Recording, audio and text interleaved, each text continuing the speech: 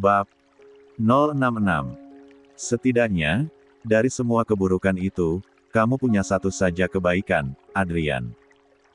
Bertanggung jawablah dengan janin yang Kak Renata kandung. Agar kamu sedikit nampak seperti manusia, bukan sepenuhnya iblis yang penuh dosa, sindir Zahwa dengan kepala mendongak juga tatapan merendahkan yang tertuju tepat kepada Adrian. Akui kesalahan, dan mengatasinya, bukan lari meninggalkan. Kamu ini memang benar pria atau bukan? Dada Adrian sudah kembang kempis dengan memburu, tentu saja tangannya sudah begitu gatal ingin menghantam Zahwa. Persetan dengan yang ia hadapi sekarang adalah seorang perempuan, hidup Adrian sudah sempurna kacaunya sehingga dirinya tak lagi peduli akan masalah gender atau apapun. Tapi sialnya, bayang-bayang Wirya dengan segala ancamannya menggema di dalam kepala, menahan kepalan tangannya yang sudah bergetar. Begitu ingin terayun untuk melampiaskan emosi. Belum lagi kalimat penghinaan Zahwa yang telak menghantam hatinya juga membuatnya tiba-tiba saja menjadi tidak berdaya untuk membalas. Sialan. Pot. Renata. Dian mengetuk-ngetuk pintu di hadapan, mencoba memutar kenop sekali lagi namun hasilnya tetap nihil karena pintu yang memang dikunci dari dalam. Buka pintunya Renata. Kali ini, Dian berteriak, tak lagi bisa menahan amarah juga tak bisa dipungkiri juga rasa khawatir. Kenapa kamu tidak menyahuti Mama Renata? Apa kamu melakukan hal bodoh lak? Apa sih Ma? Bisa tidak jangan mengganggu aku terus-menerus. Teriakan di dalam sana terdengar, tak urung membuat hati Dian mencelos karena akhir-akhir ini hanya teriakan yang dirinya dapat dari sang anak ketika dia mencoba untuk mengajak berbicara. Mama cuma khawatir, Renata. Kamu mengurung diri sejak pagi. Makanan yang Mbak antar kamu tetap makan kan? Jangan siksa diri kamu sendiri begini, ya Tuhan. Dian menggeram, tidak bisa menahan rasa frustrasi. Kini, pintu tak lagi dirinya ketuk melainkan ia gedor seiring dengan emosi memanas yang merasuki dada. Karena bunyi gedoran yang semakin terdengar besar setiap detiknya, Renata tentulah tidak tahan untuk mendengarnya. Alhasil, dengan sungguh terpaksa dirinya beranjak dari kasur lalu membuka pintu dengan raut terganggu yang tidak repot-repot dirinya sembunyikan. Apa yang kamu lakukan?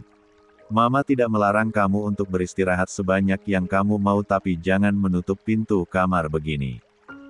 Kamu pikir Mama bisa melupakan apa yang terakhir kali kamu lakukan? Jangan-jangan kamu meminum minuman keras lagi hah? Bisa nggak Mas sehari saja jangan cerewet.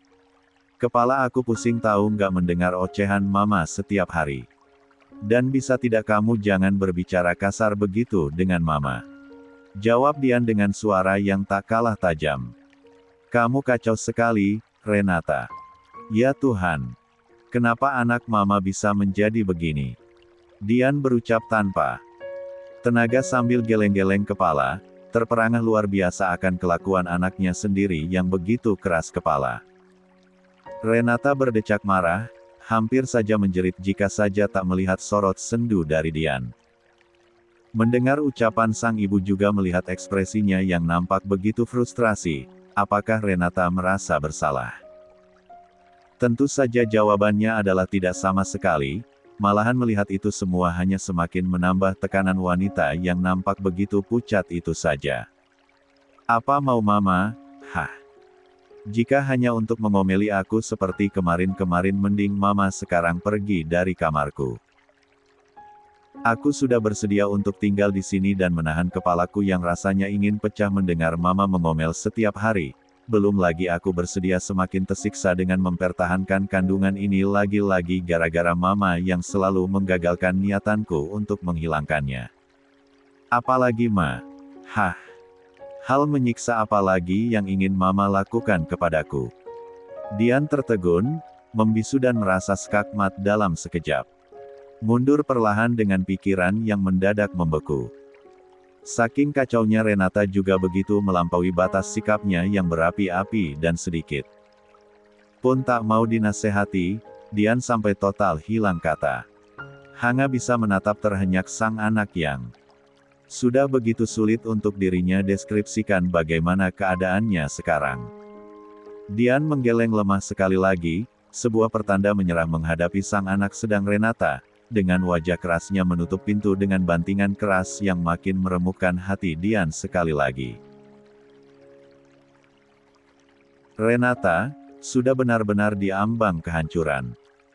Dan Dian tidak tahu mengapa pikirannya tiba-tiba saja tertuju pada Zahwa, yang jika diingat-ingatnya lagi ketika mengurusnya selama ini, tidak pernah mengeluh sama sekali.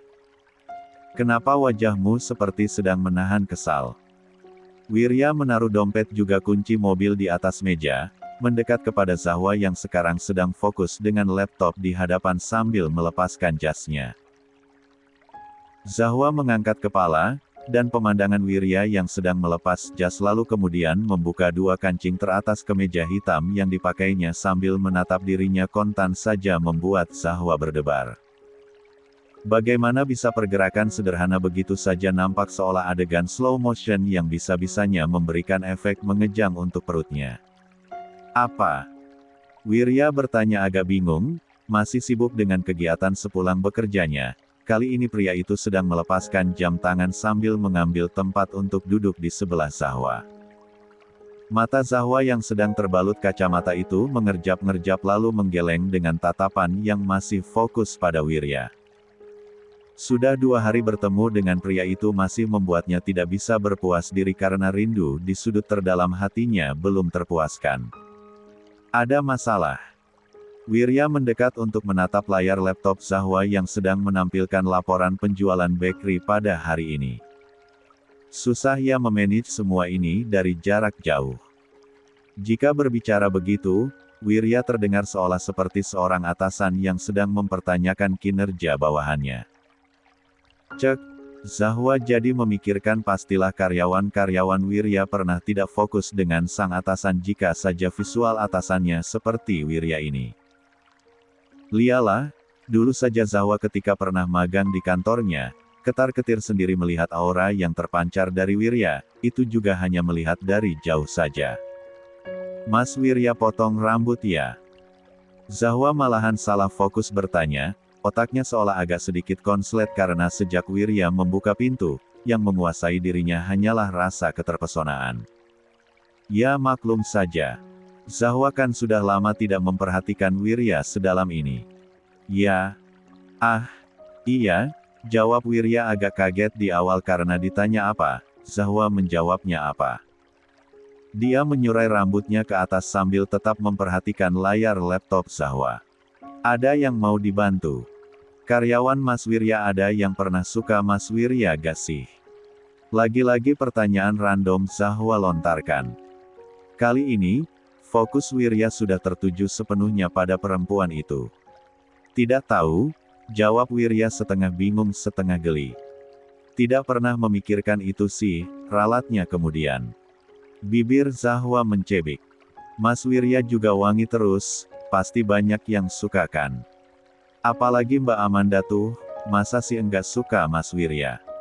Bibir Wirya sudah berkedut ingin tersenyum. Entah ada angin apa dengan Zahwa hari ini, tapi raut sebal di wajahnya nampak lucu apalagi dengan dirinya yang terbalut kacamata bulat itu. Dia sudah punya tunangan, sayang, jawab Wirya seadanya. Tidak ada yang perlu kamu khawatirkan. Perut Zahwa bereaksi seolah diaduk-aduk kembali. Sungguh, dirinya masih merasa lemah akan segala afeksi yang Wirya berikan kepadanya bahkan fakta bahwa pria itu adalah pasangannya saja kadang-kadang masih membuat Zahwa salah tingkah sendiri terlepas dari berbagai permasalahan yang mereka hadapi. Zahwa mengeluh pelan. Gak ada masalah kok, cuma, iya, agak susah soalnya kan kemarin-kemarin yang menghandle keramaian pengunjung juga urusan dapur cuma aku, mbak-mbak di sana cuma membantu. Tapi sekarang lagi dicari solusinya kok, aku bakalan memantau terus. Zahwa memilih menjawab pertanyaan Wirya yang sebelumnya saja. Dirinya menjadi agak tengsin mendengar Wirya yang memberitahu bahwa Amanda sudah memiliki tunangan. Berawal dari rasa keterpesonaan, Zahwa tiba-tiba saja merasa sebal orang lain bisa Melihat betapa mempesonanya prianya ini lalu berujung pada rasa cemburu. Cek, perubahan emosi ini membuat Zahwa terlihat konyol saja. Apa? Kita tidak usah ke Bali saja. Aku tidak mungkin menghalang-halangi kamu yang sedang merintis usaha apalagi hasilnya kelihatan sangat positif begini. No, 10 hari waktu yang lumayan loh apalagi kan seluruh keluarga besar Mas Wirya ada di sana. Masa waktu itu enggak kita manfaatkan sih? Di sana nanti, jangan berusaha terlalu keras ya, Zahwa. Biar Mas saja, ucap Wirya serius. Kalaupun hasilnya mungkin bakalan membuat kecewa lagi, kamu bisa kembali ke panti untuk fokus memperbesar usahamu setelahnya. Seperti perkataanmu yang selalu Mas ingat. Masih banyak sekali waktu. Tapi tolong, jangan menyerah ya. Hati yang lemah kurang ajar, otak Zahwa kembali dibuat malfungsi hanya karena Wirya menyebut dirinya sendiri dengan sebutan Mas. Segala perlakuan pria ini terlalu soft untuk ukuran orang yang visualnya nampak begitu mengintimidasi. Jika saja tidak memiliki rasa malu, Zahwa mungkin saja sudah menggigit lengannya untuk melampiaskan perasaan abstrak yang muncul berapi-api di dalam hati.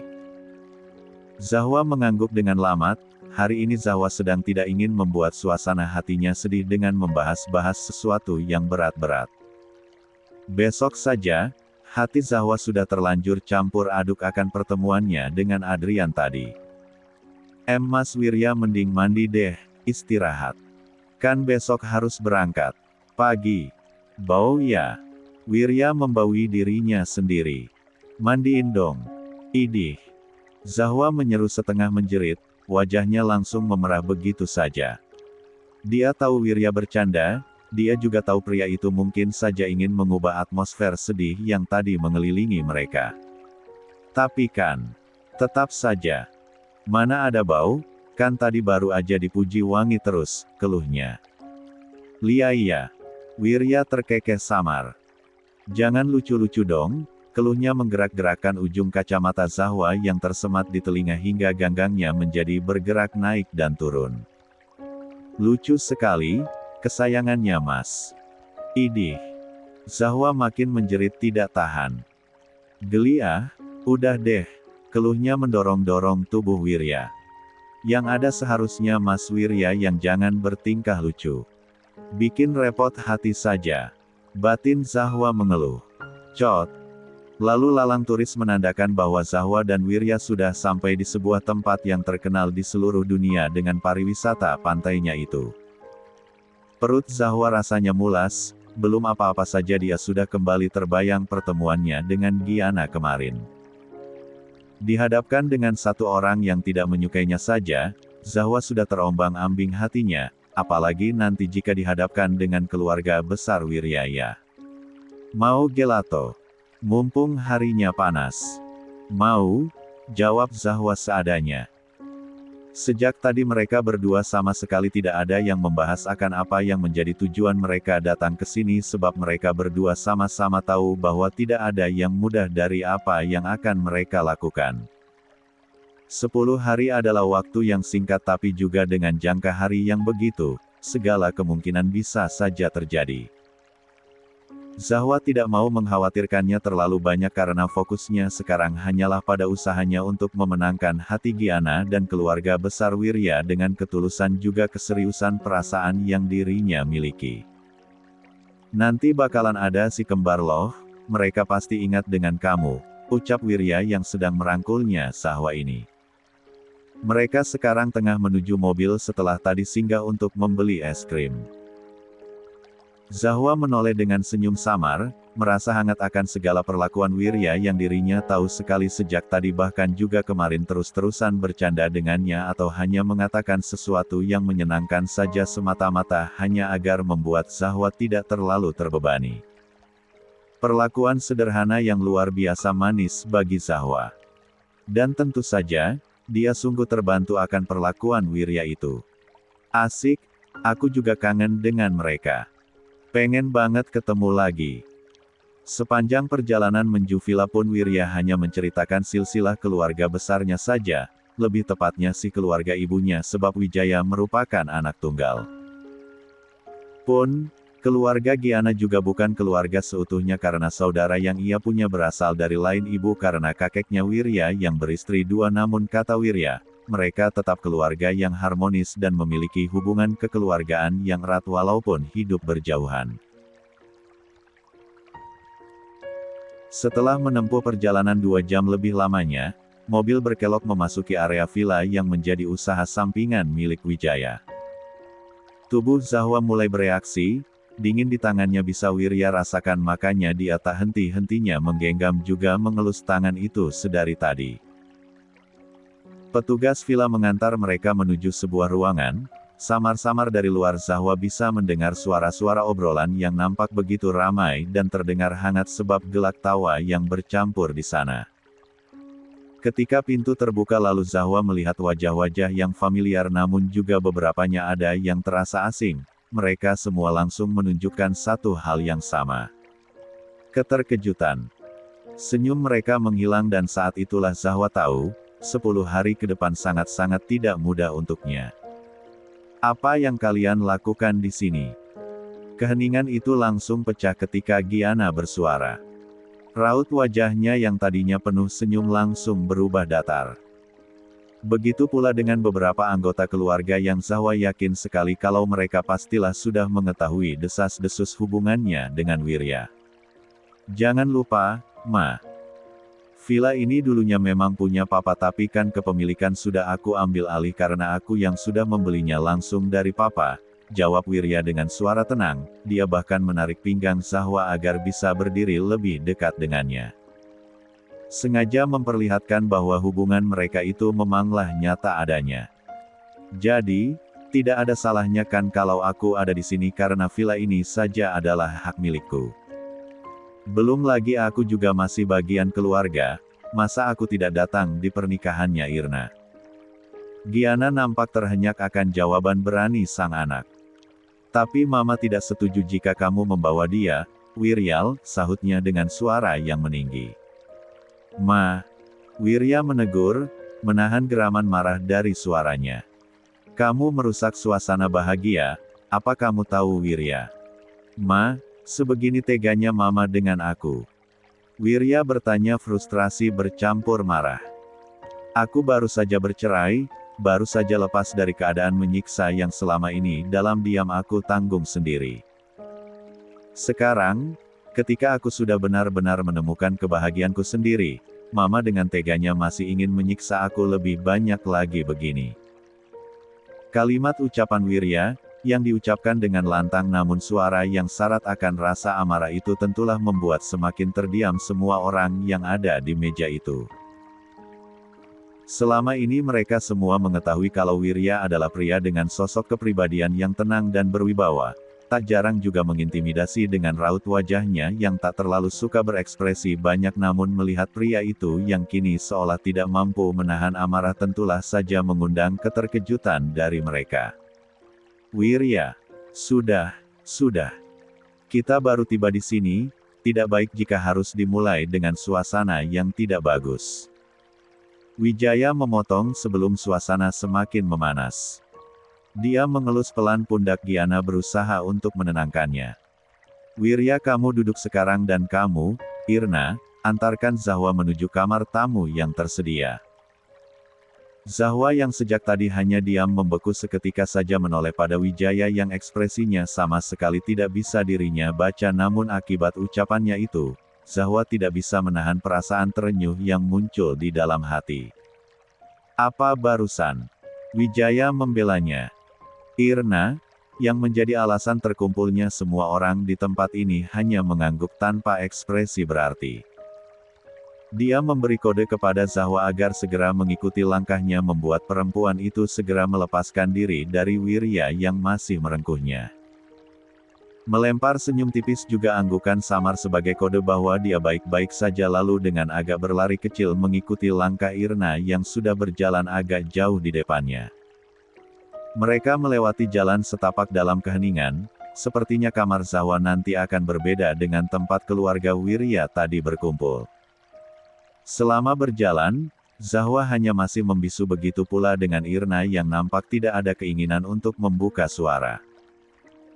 Padahal, Zahwa ingin sekali menyapanya, mereka dulu bahkan sudah langsung akrab ketika menginap di rumah Giana dengan berbagi kamar yang sama, tapi hari ini, wajah adik sepupu Wirya itu nampak tidak bersahabat sama sekali.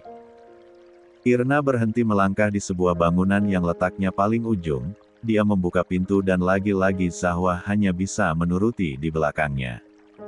5 hari lagi, hari pernikahan gue Zahwa. Gue harap, lo enggak merusak hari bahagia gue, ucapnya, datar saja memang namun sudah berhasil membuat hati Zahwa menjadi seolah tertusuk belati tajam.